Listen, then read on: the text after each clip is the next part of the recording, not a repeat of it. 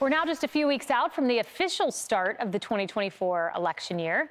And by the looks of the polls, it could be a rematch between President Biden and former President Trump. The Republican frontrunner joined Sean Hannity in Iowa last night for an exclusive town hall event where he spoke about the border crisis, Biden's handling of the economy, and the recent attacks on the MAGA movement.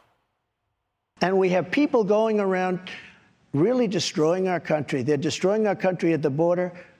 They will allow, in my opinion, because you don't hear the real numbers, 15 million people into our country by the time Biden gets out, which hopefully will be very soon. If they get another term, this country is finished.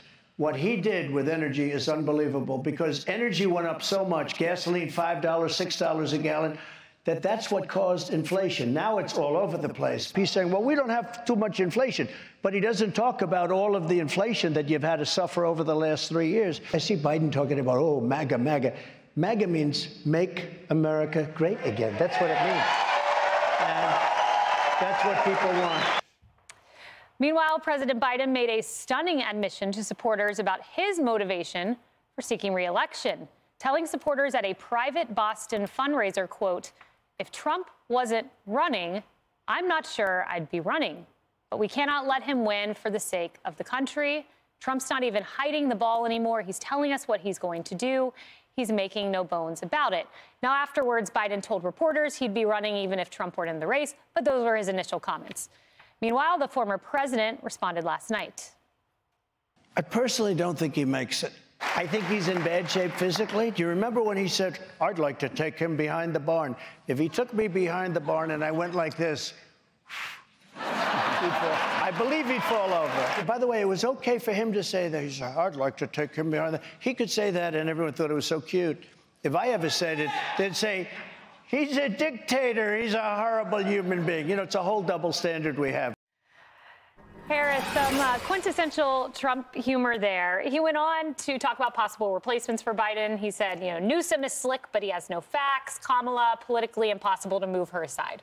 Yeah, so he's thinking about those things, but I don't think he's taking anybody seriously because he knows that Biden's side is not going to come through with a plan B. We've been reporting that this week, that they are all in no matter what. They're trying to figure out what wording works.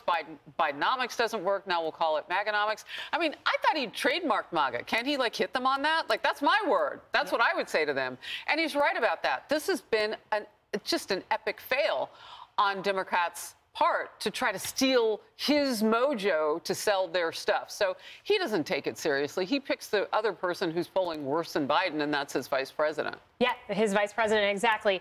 I want to show our viewers how something works, and you'll see this play out a lot in the 2024 election. Here's President Trump lightly answering a charge being put forward by the liberal media about he's going to be a dictator and do all of these horrible things. Here's what he said. Under no circumstances, you are promising America tonight you would never abuse power as retribution against anybody. Except for day one. Except Look, for? He's going crazy. Except for day one. Meaning? I want to close the border, and I want to drill, that's drill, drill. That's not retribution. I'm going to be, you know, he keeps, we love this guy. He says, you're not going to be a dictator, are you? I said, no, other than day one. We're closing the border, and we're drilling. After that, I'm not a dictator. Sean, that was the answer. And here's what Trump does. He baits the media. He says something he knows will make headlines, and certainly it did. But the media overreaches. They don't attack Trump. They attack you, his supporters. Watch. He never answered it. And when he said, and I just want, there's a sickness. There is a sickness among, unfortunately, some of our fellow Americans regarding authoritarianism and totalitarianism. They want it because Willie, when he promised that he would be a dictator on day one, he got applause. Is he now priming people yet again to say, yeah, I might just pursue an authoritarian style of governing and maybe people won't really have a problem with that. You take the elements of authoritarianism, but then you inject the religious zealotry and the religious justification, not from Trump himself, but from this base of conservative, right-wing, white evangelicals whom he has cultivated. You know, Kaylee, is Trump going to be a dictator? It's a great question. If he didn't have 4 years in the presidency, and we saw he actually gave more power back to people, more power back to states. He didn't try to consolidate that power in Washington, D.C. He gave it back. And again, this is coming from a group in the media and in the Joe Biden White House that have gone after Christians, Catholics, evangelicals, you know, parents that want to protest at school board meetings.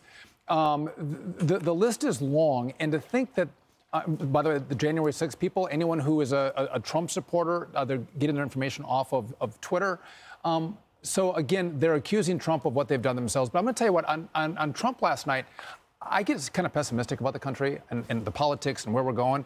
And I had a lot of hope last night. Donald Trump is looking at where we're at, looking back, and then looking forward. He's an optimist. He's laying out a positive vision for America. And if you listen to what he's saying, who disagrees with we should secure the border? Who disagrees we should have more American energy? That's a winning, hopeful message that I think carries the day. Yeah, and, you know, Emily, there you go. You know, the media with their basket of deplorables moment, he baited his opponent Hillary into just such a moment. But the person who makes this about the American people is going to win. And when you marginalize the American people, it doesn't end well. That's right. And to me, this underscored that, number one, Democrats and the liberal media just can't take a joke. It's like, just take a joke for once. And number two, that the joke this entire time during this administration has unfortunately been on the American people because of the feckless leadership, because of the spinelessness of who's in the White House, because of that power grab that they've been engaging in. And seeing last night, what I felt is how refreshing it was to have someone that was competent, to have someone saying something that wasn't word salad, that wasn't a lie, that wasn't a narrative or just absolute garble, and people around them fawning and fanning and telling me, oh, here's why you should absolutely take this, and here's the reason. I am so exhausted by the power grab of Washington, by the media calling that fascism or calling that dictatorship, and for the apologist media that has somehow excused the people in leadership right now that take away everything from the American people, that tax us more, that have our earnings be less, that blame us for everything, and that literally say nothing. Slick, not facts, absolutely. You know, apologies and narratives, not action. That's been the name of the game for the last few years. I am terrified for the future, and I'm grateful for any optimism that anyone has that the GOP can take it back. Because if it looks like what it looks like now, it's devastating. And Kennedy, with several legal cases, there will be a temptation, you know, to talk about those cases and him personally. But last night, he turned this around and made it about policy, and you win when you do that. Yeah, absolutely. And to Sean's point, he did really try and deregulate.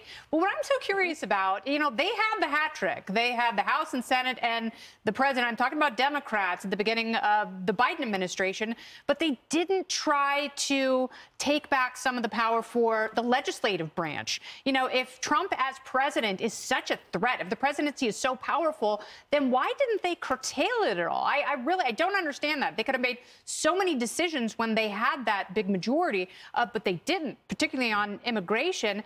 But I want to know from Joe Biden, let's say, to your point, that these legal cases become so consuming, they take over Donald Trump and he doesn't end up running as a nominee. Will Joe Biden then drop out of the race? If Trump is not running, will he make that pledge? Call him on it. Yeah, call him on it. Exactly right. Hey everyone, I'm Emily Campagno. Catch me and my co-hosts Harris Faulkner and Kaylee McEnany on Outnumbered every weekday at 12 p.m. Eastern, or set your DVR. Also, don't forget to subscribe to the Fox News YouTube page for daily highlights.